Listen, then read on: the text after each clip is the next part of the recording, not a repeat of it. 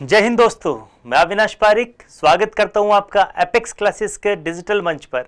जितने भी लोग हमारे साथ में जुड़े हुए हैं, स्वागत है स्टूडेंट सभी का। जैसा कि आपको पता है कि 24 जुलाई से 31 जुलाई तक आपके एयरफोर्स के एग्जाम चलने वाले हैं, तो इन्हीं एग्जाम को ध्यान में रखते हुए एपेक्स क्लासेस आपके लिए लेकर आए हैं मॉडल टेस्ट पेपर।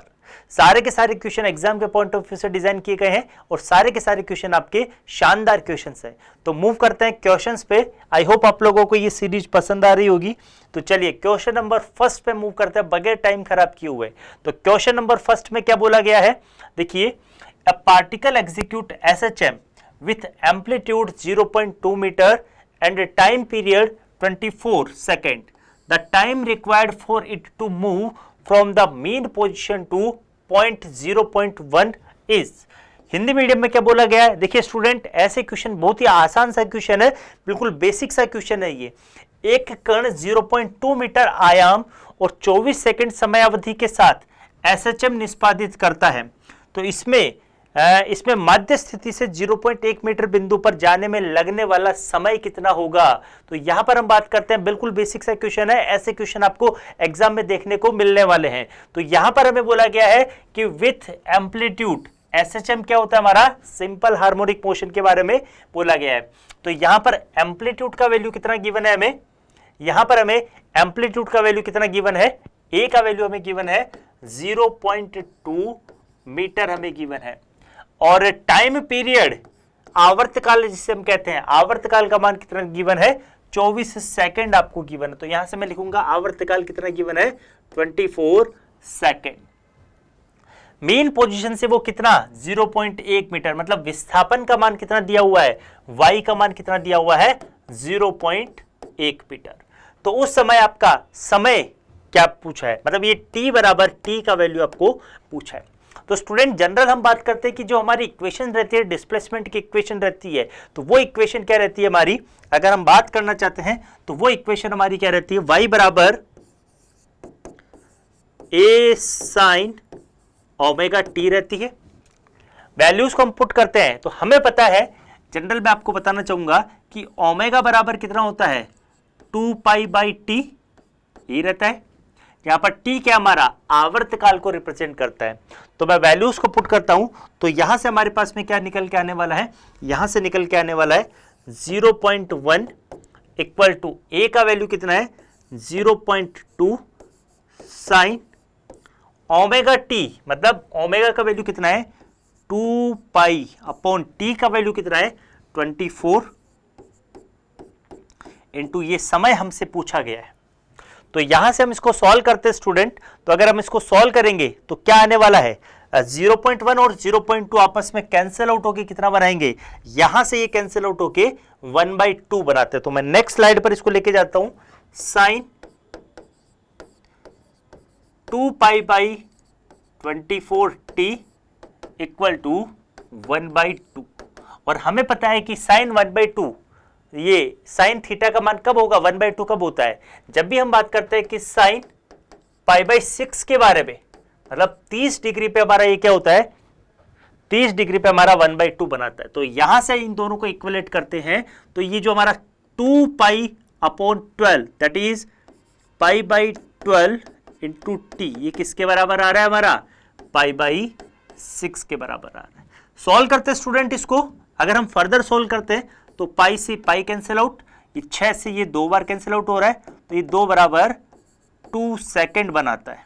कितना बना रहा है हमारा ये, t बराबर 2 सेकंड बनाता है। तो कितना समय लगता है हमारा, 2 सेकंड लगता है, जो कि क्वेश्चन में पूछा गया है। तो यहां से राइट ऑप्शन क्या बनने वाला है, option number A, option number A इसमें हमारा राइट ऑप्शन बनेगा, दैट इज 2 सेकंड, ये राइट ऑप्शन बनेगा। चलिए स्टूडेंट मूव करते हैं नेक्स्ट क्वेश्चन के ऊपर। नेक्स्ट क्वेश्चन हमारा डॉपलर इफेक्ट से है। क्या पूछा गया है क्वेश्चन के अंदर, क्वेश्चन के अंदर पूछा गया है, a source and observer approaches each other with same velocity 50 metre पर second. If the apparent frequency is 435 पर second, then the real frequency is, तब उसके बाद में जो वास्तविक आवृत्ति है वो क्या रहने वाली है। तो यहां से बात करते हैं, एक स्रोत और एक प्रेक्षक समान वेग से 50 मीटर प्रति सेकंड के साथ एक दूसरे के पास पहुंचते हैं। यदि प्रत्यक्ष आवृत्ति 435 प्रति सेकंड है तो वास्तविक आवृत्ति कितनी होने वाली है, उसकी आभासी आवृत्ति कितनी होने वाली है। तो जैसा कि क्वेश्चन में बोला गया है, एक बार जो डाटा जो हमें चीजें बोली गई उसके बारे में हम डिस्कशन कर लेते हैं स्टूडेंट। यहां पर हमारा माना कि एक स्रोत है, डॉपलर इफेक्ट के क्वेश्चन आपसे अच्छे क्वेश्चन आपसे एग्जाम में पूछे जाते हैं, जो कि एग्जाम के पॉइंट ऑफ व्यू से इंपॉर्टेंट है। तो यहां से हम बात करते हैं कि ये क्या चीज है, ये हमारा एक सोर्स है और ये हमारा ऑब्जर्वर है और ये हमारा क्या है, सोर्स है, ध्वनि का स्रोत है। यहां पर बोला गया है कि ये source and observer approaches each other. Language पढ़ना आना चाहिए क्योंकि लैंग्वेज का ही खेल है, फिजिक्स में सारा का सारा लैंग्वेज का खेल है।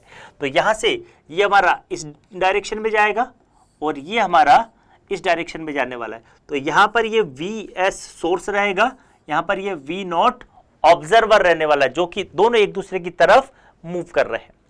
यहां पर हमें बात करनी है कि दोनों की वेलोसिटी हमें कितनी गिवन है, 50 मीटर पर सेकेंड। दोनों एक दूसरे के अपोजिट में 50 मीटर पर सेकेंड की वेलोसिटी के साथ पे मूव करते हैं। स्टूडेंट हम जानते हैं कि जिस डायरेक्शन में हमारा ऑब्जर्वर रहता है, तो यहां पर अभी हमारा ऑब्जर्वर किस डायरेक्शन में है, इस डायरेक्शन में है, या तो इधर ऑब्जर्वर हो सकता है या फिर इधर कहीं पर भी ऑब्जर्वर हो सकता है।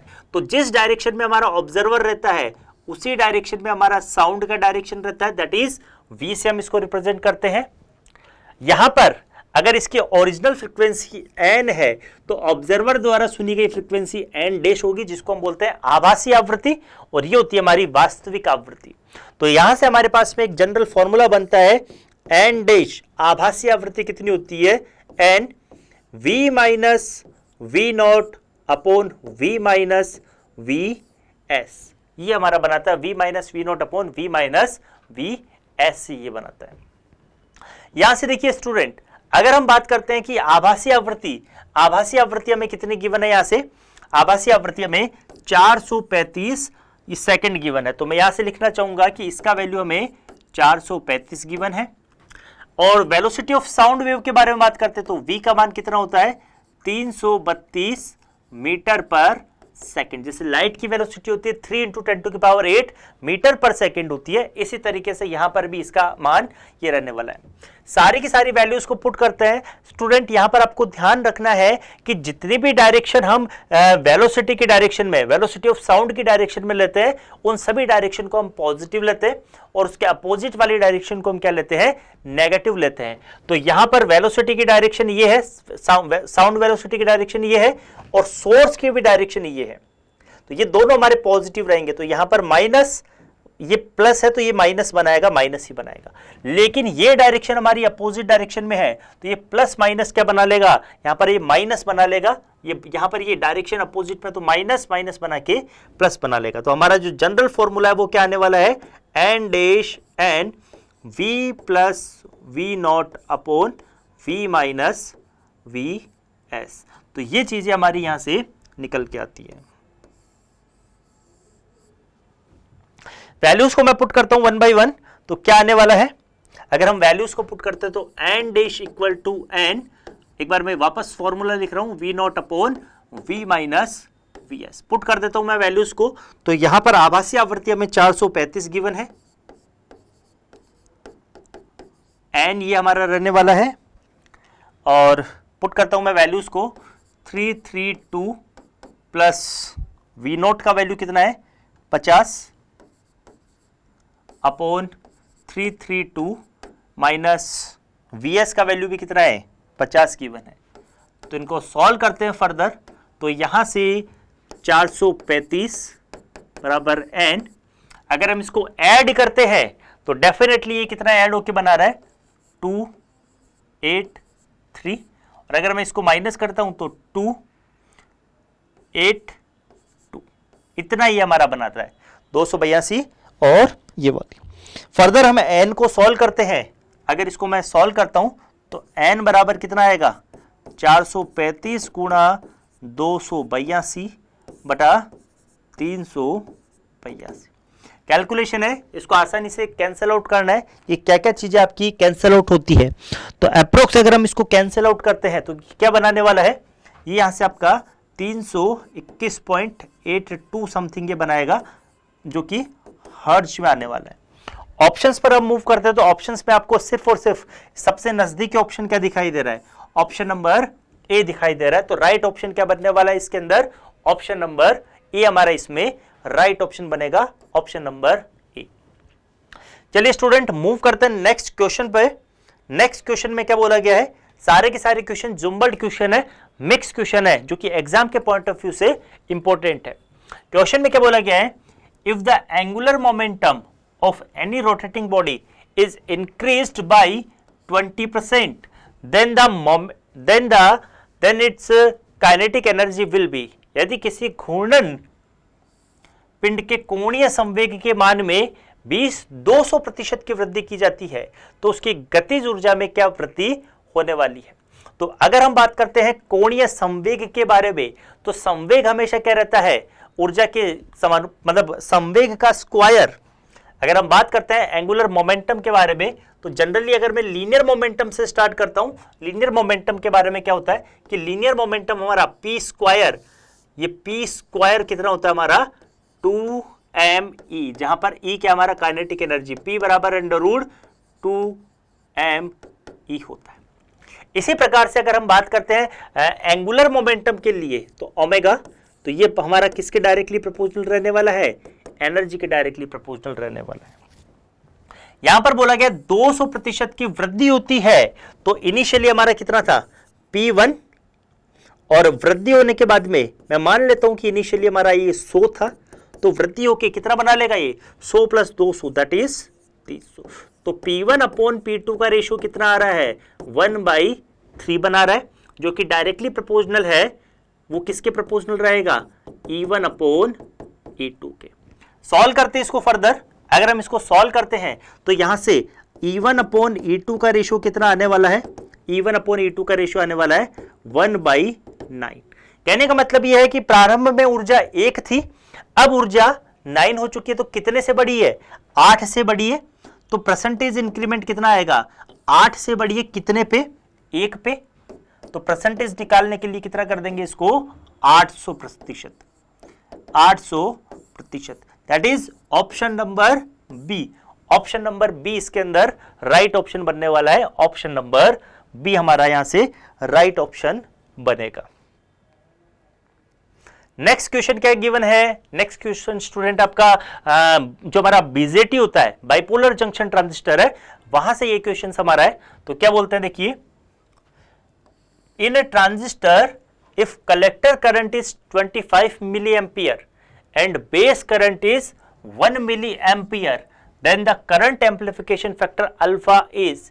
एक ट्रांजिस्टर में यदि कलेक्टर करंट 25 मिली एम्पियर है और बेस करंट 1 मिली एम्पियर है, तो करंट एम्प्लीफिकेशन फैक्टर अल्फा का मान क्या होगा?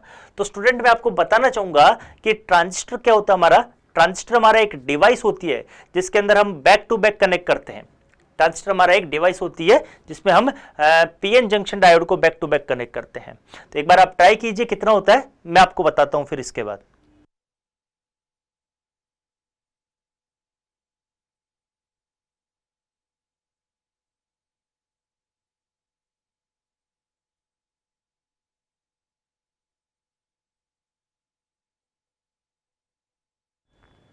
देखिए स्टूडेंट, बात करते हैं ट्रांजिस्टर के बारे में। तो ट्रांजिस्टर हमारे दो प्रकार के होते हैं, पीएनपी ट्रांजिस्टर और एनपीएन ट्रांजिस्टर। अगर हम एनपीएन ट्रांजिस्टर के बारे में बात करते हैं तो इसमें मेजॉरिटी चार्ज कैरियर्स क्या होता है हमारा? मेजॉरिटी चार्ज कैरियर्स हमारे इसमें इलेक्ट्रॉन होते हैं। और पीएनपी ट्रांजिस्टर के अंदर मेजॉरिटी चार्ज कैरियर्स क्या होता है हमारा? मेजॉरिटी चार्ज कैरियर्स हमारे होल होते हैं। इनको हम तीन अलग अलग कॉन्फ़िगरेशन में डिवाइड कर सकते हैं। जैसे कि ये यहां से मैं थोड़ा सा एक डिटेल में बता देता हूं कि ट्रांजिस्टर होता है उसके अंदर हमारे पास में तीन सेक्शन होते हैं, इमीटर, बेस, कलेक्टर। इमीटर वाला जो पार्ट रहता है, कलेक्टर वाला जो पार्ट रहता है, अगर हम इसके साइज के बारे में बात करते हैं तो साइज सबसे बड़ा किस पार्ट का रहता है? साइज हमारा सबसे बड़ा कलेक्टर का रहता है, मींस उत्सर्जक का रहता है। इसके बाद में हमारा इससे छोटा साइज इमीटर का रहता है और सबसे छोटा साइज हमारा किसका रहता है? बेस का रहता है। अगर हम बात करते हैं स्टूडेंट इसके डोपिंग के बारे में, इसके अपद्रव्यण के बारे में, तो हाईएस्ट डोपिंग किस में रहती है?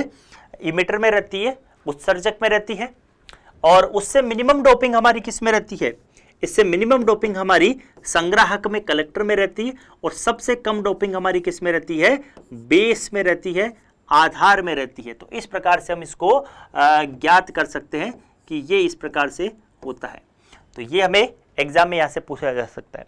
इसी प्रकार से स्टूडेंट यहां पर 3 अलग अलग कॉन्फ़िगरेशन होते हैं, कॉमन इमिटर, कॉमन बेस और कॉमन कलेक्टर। यहां पर हम बात करते हैं कॉमन इमिटर के बारे में। तो कॉमन इमिटर के बारे में हम बात करते हैं तो यहां पर जो हमारा फैक्टर रहने वाला है, क्या बनने वाला है, जैसा कि एग्जाम में पूछा है, अल्फा। अल्फा क्या रहता है हमारा, output upon input, output upon input ये रहता है। यहां पर आउटपुट में क्या दिया हुआ है, आईसी का वैल्यू कितना गिवन है, यहां पर आईसी का वैल्यू गिवन है, आईसी का वैल्यू गिवन है 25 मिली एम्पियर, 25 मिली एम्पियर। और आई बी का वैल्यू आपको कितना गिवन है, आई बी का वैल्यू गिवन है 1 मिली एम्पियर, 1 मिली एम्पियर। तो यहां से आई ई का वैल्यू कितना आएगा, that is i b plus i c, that is 1 plus 25, that is 26 milli ampere. तो मैं वैल्यूज को पुट करता हूं आई ई और आई सी को, तो आई सी का वैल्यू आ रहा है 25 अपॉन आई ई का वैल्यू कितना आ रहा है 26। ये दोनों का रेशियो क्या कहलाएगा, 25 अपॉन 26 क्या हो रहा है हमारा, option number c. Option number c इसके अंदर हमारा राइट ऑप्शन बन के आता है। मूव करते हैं नेक्स्ट क्वेश्चन पे। नेक्स्ट क्वेश्चन में वापस आपका सेमीकंडक्टर फिजिक्स से है। क्या बोलता है, the reverse biasing in A PN junction diode. PN junction diode में रिवर्स बाइसिंग में क्या होता है, डिक्रीज द पोटेंशियल बैरियर, संभावित बाधा को कम करता है, इंक्रीज द पोटेंशियल बैरियर, संभावित बाधा को बढ़ाता है, increase number of minority charge carriers, अल्पसंख्यक चार्ज वाहकों की संख्या को बढ़ाता है, increase the number of majority charge carriers. तो स्टूडेंट मैं आपको बताना चाहूंगा कि पीएन जंक्शन डायोड के अंदर, अगर हम पीएन जंक्शन डायोड के अंदर बात करते हैं तो यहां पर ये पी टाइप मटेरियल रहता है, यहां पर ये एन टाइप मटेरियल रहता है। अगर हम बात करते हैं पी टाइप मटेरियल के बारे में तो यहां पर हमारे पास में एक्सेप्टर आयंस रहते हैं, इस प्रकार से हमारे पास में एक्सेप्टर आयंस रहने वाले हैं। और अगर मैं एन टाइप के बारे में बात करता हूं तो एन टाइप में यहां पर क्या रहने वाले हैं, डोनर आयंस रहने वाले हैं। यहां पर ये इस प्रकार से डोनर आयंस रहेंगे, क्या रहने वाले हैं, डोनर आयंस रहते हैं। अगर हम बात करते हैं स्टूडेंट यहां पर मेजॉरिटी चार्ज कैरियर्स के बारे में तो यहां पर हमारा मेजॉरिटी चार्ज कैरियर्स हमारे इलेक्ट्रॉन्स रहते हैं। कुछ इस प्रकार से यहां पर हम बताने वाले हैं कि इलेक्ट्रॉन्स रहते हैं, और यहां पर मेजॉरिटी चार्ज कैरियर्स क्या रहने वाले, आपके होल रहने वाले हैं। होल यहां पर मेजॉरिटी चार्ज कैरियर्स रहने वाले हैं। अब इसको हम बोलते हैं बाइसिंग, मतलब बाइसिंग या अभिनति किसे कहते हैं, जब भी डायोड को अगर हम किसी सर्किट में कनेक्ट करते हैं तो सर्किट में कनेक्ट करने के बाद में जो तरीके होते हैं उन तरीकों को हम क्या बोलते हैं, अभिनति बोलते हैं। अगर मैं पी टाइप मटेरियल को, अगर हम पी टाइप मटेरियल को पॉजिटिव टर्मिनल के, बैटरी के पॉजिटिव टर्मिनल से कनेक्ट करते हैं तो ये कहलाता है हमारा अग्र बायस या फिर फॉरवर्ड बाइसिंग। जब भी हम बात करते हैं फॉरवर्ड बाइसिंग के बारे में तो फॉरवर्ड बाइसिंग में हमारी जो ये इन दोनों के बीच में क्या बनने वाली है, यहां पर एक अवक्षय परत बनेगी। और अवक्षय परत बनने का कारण क्या होता है, अवक्षय परत बनने का कारण होता है विसरण या फिर डिफ्यूजन। डिफ्यूजन किसे कहते हैं कि मीन्स जब भी आवेश वाहक उच्च सांद्रता से निम्न सांद्रता की तरफ गति करते हैं तो यहां पर क्या होगा, इन दोनों का कॉम्बिनेशन होगा, इलेक्ट्रॉन और होल का। इलेक्ट्रॉन और होल कंबाइन होके क्या बना लेंगे, इलेक्ट्रॉन और होल कंबाइन होके आपके यहां से आयंस बना लेंगे, और ये आयंस हमारे क्या बना लेंगे, यहां पर अवक्षय परत बना लेंगे।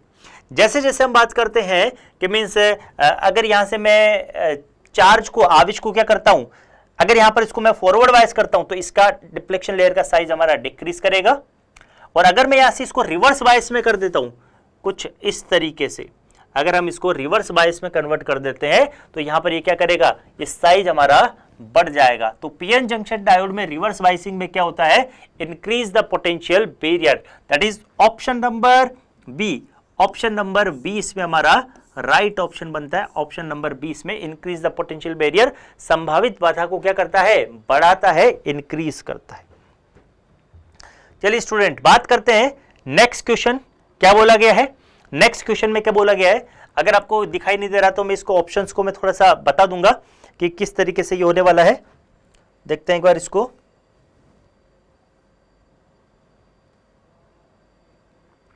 आई होप आप लोगों को अब ये क्वेश्चंस दिखाई दे रहा होगा। देखिए स्टूडेंट, बात करते हैं क्या बोला गया है। What is the magnitude of a point charge due to which the electric field 30 centimetre away has the magnitude 2 newtons per coulomb. एक बिंदु आवेश का परिमाण क्या होता है जिसके कारण 30 सेंटीमीटर दूर विद्युत क्षेत्र का परिमाण 2 न्यूटन पर कूलम होता है। तो हमें क्या बोला गया है, एक बार क्वेश्चन में क्या बोला गया है उसके बारे में हम चर्चा करते हैं। तो देखिए, ये कोई भी आपका एक चार्ज है, दैट इज यहां पर ये Q चार्ज रखा गया है। यहां से 30 सेंटीमीटर दूरी पर कितना विद्युत क्षेत्र है, यहां से 30 सेंटीमीटर दूरी पर, यहां से ये 30 सेंटीमीटर दूरी पर कोई पॉइंट है, पॉइंट P। तो यहां पर हमारा कितना मैग्नीट्यूड है, इलेक्ट्रिक फील्ड इंटेंसिटी के बारे में बात करते हैं। तो इलेक्ट्रिक फील्ड इंटेंसिटी यहां से कितनी होने वाली है, E बराबर 2 न्यूटन पर कूलम, 2 न्यूटन पर कूलम, 2 न्यूटन पर कूलम। चलिए स्टूडेंट, हम बात करते हैं कि किसी पॉइंट चार्ज की वजह से हमारा कितना वहां पर मैग्नेटिक फील्ड होने वाला, that is 1/4 pi epsilon not Q upon R square. इतना हमारा मैग्नेटिक फील्ड होने वाला है। अगर मैं वैल्यूज को पुट करता हूं, तो कितना बनाने वाला है 2, 1/4 पाई एप्सिलॉन नॉट का वैल्यू कितना होगा 9 इंटू 10⁹ इंटू चार्ज का वैल्यू हमें पूछा गया है कि कितना चार्ज होगा, और दूरी अगर इसको मैं कन्वर्ट करता हूं तो कितना बना लेगा, ये 0.3 मीटर बना लेगा। तो यहां से 0.3 का होल स्क्वायर। सॉल्व करते हैं इसको, अगर हम फर्दर इसको सॉल्व करते हैं तो 2 = 9 into 10⁹ into Q upon 0.3 into 0.3। Solve किया है तो इसको ये 100, 3 से ये 3 टाइम कैंसिल, 3 से ये 3 टाइम कैंसिल। तो यहां से ये कितना बना रहा है हमारा, ये बना रहा है हमारा, सॉल्व करते हैं नेक्स्ट स्लाइड पे। तो 2 = 10⁻11 into Q, that is Q बराबर हमारा कितना हो जाएगा 2 इंटू 10⁻11 कूलम। इतना हमारा यहां से ये चार्ज होता है, आवेश हमारा इतना होता है। दैट इज राइट ऑप्शन क्या बनने वाला है, option number A, option number A बनने वाला, दैट इज 2 इंटू 10⁻11 कूलम हमारे यहां से चार्ज बनने वाला है। देखिए स्टूडेंट, बात करते हैं कि नेक्स्ट हमारा क्वेश्चन क्या बोला गया है। If A and B are two inputs, if A and B are two inputs in AND gate के बारे में बोला गया, then AND gate has an output of 1 when the values of A and B will be। A और B AND gate में दो input है, तो AND गेट का आउटपुट 1 है, तब A और B का मान कितना होगा। तो स्टूडेंट, ये लॉजिक गेट से रिलेटेड हमारे क्वेश्चंस है। एग्जाम में आपसे लॉजिक गेट से रिलेटेड क्वेश्चन भी पूछ सकता है, क्योंकि बेसिक जो हमारा लॉजिक गेट है वो इलेक्ट्रॉनिक्स में काम में आता है। तो ये सारी की सारी चीजें आपको याद रखनी है। तो यहां से जो क्वेश्चन में बोला गया, एक बार मैं वो बता देता हूं आपको। अगर हम AND गेट के बारे में बात करते हैं तो AND गेट का सिंबल हमारा कुछ इस तरीके से है, जहां पर ये A और B, जहां पर A और B दो इनपुट है और आउटपुट हमारा क्या रहने वाला है Y, और Y आउटपुट को कितना बोला गया है, आउटपुट ऑफ 1, मतलब 1 बताया गया। इसका आउटपुट क्या रहने वाला है, हमारा 1 रहने वाला है। अगर हम इसके एंड गेट के बारे में बात करते हैं तो इसका जो हमारा सिंबल बनने वाला है वो क्या बनने वाला है, Boolean expression A.B, A.B.Y, A.B.Y बनने वाला है। अगर हमारा इनपुट यहां पर क्या रहने वाला है, 0 0 0 1 1 0 1 1, ये हमारे इनपुट्स रहने वाले हैं। यहां पर अलग अलग इनपुट रहने वाले हैं।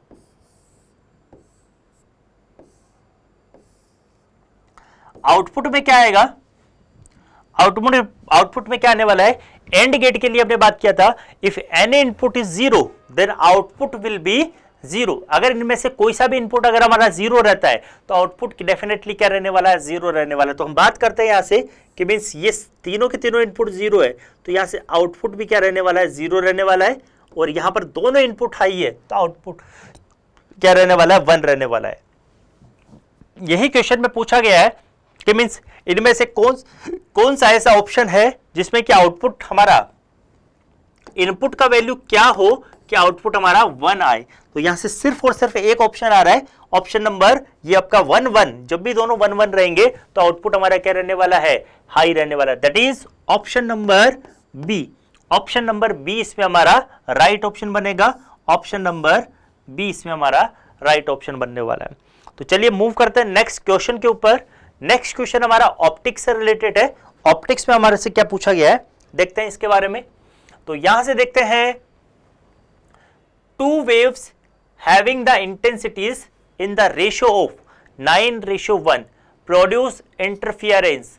The ratio of maximum to minimum intensity is equal to.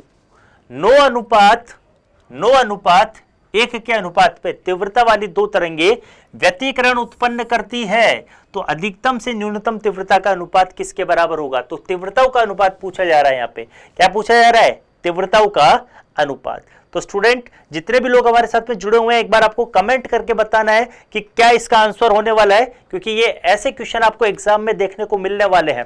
तो जितने भी लोग जुड़े हुए हैं, एक बार बताना आपको कि क्या आपका इसका आंसर होने वाला है। तो यहां पर मैं बताना चाहूंगा स्टूडेंट कि जनरल अगर मैं आपको बताता हूं कि मींस मैक्सिमम और मिनिमम इंटेंसिटीज के लिए हमारे पास में एक फॉर्मूला है, maximum upon I minimum. Maximum upon I minimum का क्या फॉर्मूला होता है, तो यहां से हम बात करते हैं √I1 plus √I2 upon √I1 minus √I2 का होल स्क्वायर। ये हमारे पास में फॉर्मूला होता है। अगर हम इसको सॉल्व करते हैं तो ये कितना बनाएगा, तो I maximum upon I minimum. यहां से अगर हम इसको I2 को कॉमन लेते हैं तो I1 upon I2 plus 1 upon √I1 upon I2 minus 1 का होल स्क्वायर। तो यहां से हमारा I मैक्सिमम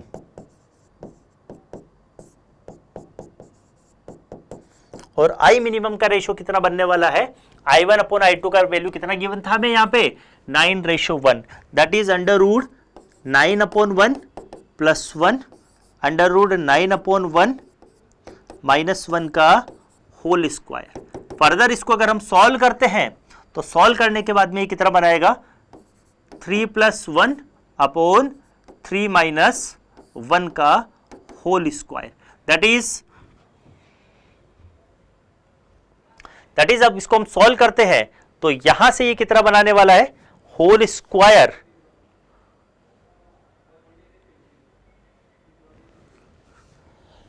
अगर इसको हमने सॉल्व किया है तो फर्दर ये कितना आने वाला है, एक बार हम देखते हैं, थोड़ा सा क्रॉस चेक कर लेते हैं इसको। यहां से अगर हम इसको सॉल्व करेंगे तो ये कितना बनाएगा, 3 प्लस 1 दैट इज 4 और 3 माइनस 1 दैट इज 2 का होल स्क्वायर। तो सॉल्व किया है तो सॉल्व करने के बाद में ये 2 टाइम्स ये 1 टाइम्स, तो 2 का whole square that is 4:1। That is option number b. Option number b इसमें हमारा राइट ऑप्शन बनने वाला है। चलिए मूव करते हैं नेक्स्ट क्वेश्चन पे। नेक्स्ट क्वेश्चन में आपको क्या बोला गया है, नेक्स्ट क्वेश्चन आपका इंपॉर्टेंट क्वेश्चन है, the inward and outward electric flux of close surface in units of newton metre square are कितना गिवन है, मतलब इसकी फ्लक्स की यूनिट क्या होती है। एक चीज आपको ये भी याद रखनी है, न्यूटन मीटर स्क्वायर पर कूलम हमारी फ्लक्स की यूनिट होती है। तो यहां पर हमारे पास में 8 × 10⁻³ एंड 4 × 10⁻³ हमारा क्या है, ये फ्लक्स है। टोटल चार्ज इनसाइड, कितना चार्ज हमारा इसके अंदर रहने वाला है, इसके बारे में हमें ज्ञात करनी है। मीन्स ये हमारे को यूनिट दी हुई है, एक बंद सतह के लिए आवक और जावक विद्युत प्रवाह क्रमशः इतना होता है, तब सतह के अंदर कुल आवेश कितना होगा कि यहां पर पारगम्यता का मान इतना है, पारगम्यता स्थिरांक है। तो स्टूडेंट हमें पता है कि हम बात करते हैं कि कोई भी हमारा ये क्लोज सरफेस रहता है, अगर इसके अंदर हमारा चार्ज रखा हुआ है, दैट इज क्यू चार्ज रखा हुआ है, तो यहां से हमारा फ्लक्स कितना रहने वाला है। अगर हम फ्लक्स के बारे में बात करते हैं, अगर ये पॉजिटिव चार्ज है तो हमारी फ्लक्स लाइन कैसी रहेगी, आउटवर्ड डायरेक्शन में रहने वाली है, और अगर हमारा ये नेगेटिव चार्ज है तो इनवर्ड डायरेक्शन के अंदर रहने वाली है। तो यहां पर पॉजिटिव और नेगेटिव दोनों चार्ज रखा हुआ है, और जैसे कि मैं मान लेता हूं कि ये Q1 चार्ज है और एक ये Q2 चार्ज है, तो ये पॉजिटिव है, ये नेगेटिव है, तो दोनों का सम हमें पूछा है कि टोटल अंदर कुल आवेश कितना होता है। तो गाउस के नियम के अनुसार हमने देखा है कि गाउस के नियम के अनुसार क्या होता है कि टोटल फ्लक्स Fi टोटल कितना होता है हमारा, Q total upon epsilon not. यहां पर हम अगर आने वाले फ्लक्स को आई इनकमिंग बोलते हैं और आउटगोइंग फ्लक्स को आउटगोइंग फ्लक्स बोलते हैं, तो टोटल चार्ज हमारा QT upon epsilon not.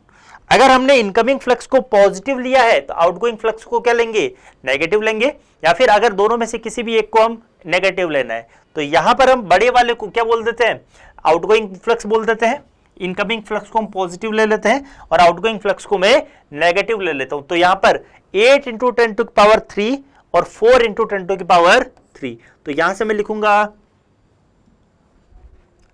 8 × 10⁻³ plus 4 × 10⁻3, और टोटल चार्ज कितना हमारा QT अपॉन एप्सिलॉन नॉट। तो यहां से टोटल चार्ज कितना बनने वाला है, QT कितना बनने वाला है। अगर एक को हमने पॉजिटिव लिया तो दूसरे को डेफिनेटली हमें क्या लेना है, दूसरे को हमें नेगेटिव लेना है। एक बार मैं आपको यहां से बता देता हूं, दूसरे को हमें क्या लेना होगा, नेगेटिव लेना होगा। माइनस लिया है तो यहां से कितना बनाएगा, 4 × 10⁻³ equal to QT upon epsilon naught. तो टोटल चार्ज हमारा कितना रहेगा, 4 × 10⁻³ एप्सिलॉन नॉट। तो इतना हमारा यहां से चार्ज हमारा यहां से निकल के आता है, इतना टोटल चार्ज हमारा इसके अंदर कूलाम के अंदर ये रहने वाला है। तो राइट ऑप्शन क्या बन रहा है, यहां से 4 × 10⁻³ कूलाम एप्सिलॉन में मल्टीप्लाई में होगा। अगर हमने इसको एक चार्ज को पॉजिटिव लिया है तो दूसरे को नेगेटिव लेंगे, तो यहां पर हमने यहां पर इसको माइनस ले लिया, इसको प्लस ले लिया, तो ये माइनस बनाएगा, क्योंकि ऑप्शन हमारा इस तरीके से -4 × 10⁻³ एप्सिलॉन नॉट। तो राइट ऑप्शन क्या बनने वाला है, राइट ऑप्शन बनने वाला है इसके अंदर ऑप्शन नंबर डी हमारा इसमें राइट ऑप्शन बनेगा। चलिए मूव करते हैं नेक्स्ट क्वेश्चन के ऊपर। नेक्स्ट क्वेश्चन में क्या बोला गया है, क्वेश्चन नंबर 10 में आपको क्या बोला गया है, Kirchhoff second law is based on the law of conservation of. Kirchhoff का जो सेकंड लॉ वो हमारा किस पे आधारित है, किरचॉफ का जो सेकंड लॉ है वो किस सिद्धांत पर आधारित है। तो हम बात करते हैं जो किरचॉफ का सेकंड लॉ है वो हमारा एनर्जी कंजर्वेशन पे आधारित है, और अगर हम फर्स्ट लॉ के बारे में बात करते हैं तो वो चार्ज कंजर्वेशन लॉ पर वो आधारित है।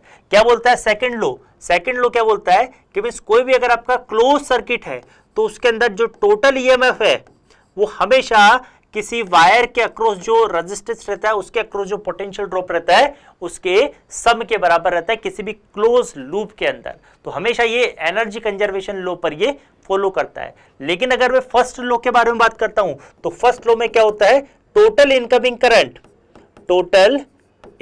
Current should be equal to total outgoing current, total outgoing current के ये बराबर होता है। और ये चार्ज कंजर्वेशन लॉ पे, ये हमेशा चार्ज कंजर्वेशन लॉ पे हमारा ये डिपेंड करता है। तो चलिए मूव करते हैं नेक्स्ट क्वेश्चन पे स्टूडेंट। नेक्स्ट क्वेश्चन क्या बोलता है, क्वेश्चन हमारा ऑप्टिक्स से रिलेटेड है। क्वेश्चन में क्या बोला गया है, in Young's double slit experiment the wavelength of the light used is doubled and the distance between two slits is half of initial distance, the resultant fringe width become. Young के द्विझर्री प्रयोग में प्रयुक्त प्रकाश की तरंगदैर्घ्य दुगनी कर दी जाती है और झिर्रियों के बीच की दूरी को आधा कर दिया जाता है, तो परिणामी फ्रिंज चौड़ाई क्या होने वाली है। तो स्टूडेंट मैं आपको बताना चाहूंगा कि परिणामी फ्रिंज चौड़ाई क्या होती है, हमारी बीटा होती है। फ्रिंज चौड़ाई हमारी बीटा होती है, that is lambda D upon small D से हम इसको रिप्रेजेंट करते हैं। तो यहां से हम बात करते हैं कि जो वेवलेंथ है लैम्डा डैश है वो कितना होता है हमारा, लैम्डा डैश क्या बोला गया है, तरंगदैर्घ्य को दुगनी कर दी जाए, दैट इज 2 लैम्डा।